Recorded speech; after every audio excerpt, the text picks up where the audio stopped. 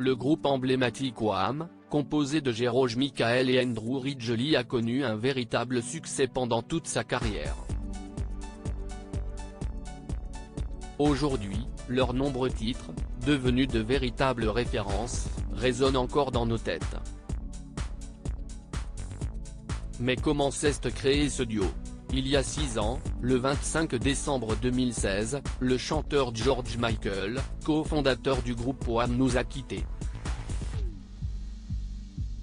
Auteur-compositeur, interprète et producteur musical britannique, il est retrouvé mort dans sa résidence, par Fadi Fawaz, son compagnon, le jour de Noël.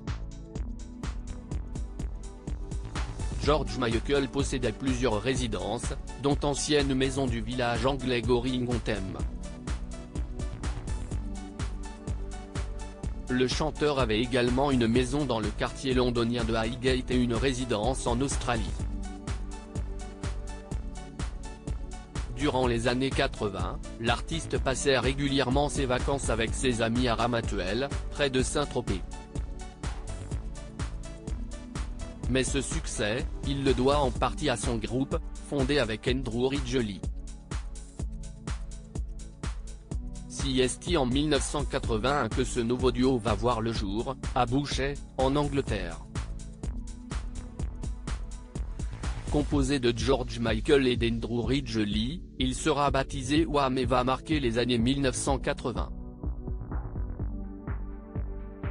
Mais comment ce groupe mythique a été créé ? On fait le point.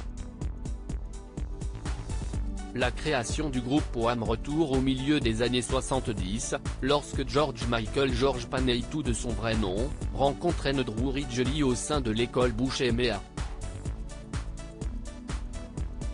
Très vite, les deux adolescents deviennent amis, avant de créer une première formation musicale avec 3 autres élèves de leur école. Baptisé The Executive, il s'agit d'un groupe de ska, genre musical créé en Jamaïque, note de la rédaction, inspiré de The Specials et de Madness. Malheureusement, ce groupe ne trouve pas le succès escompté et les deux amis continueront, malgré tout, d'écrire plusieurs chansons. Finalement, en 1981, tout bascule.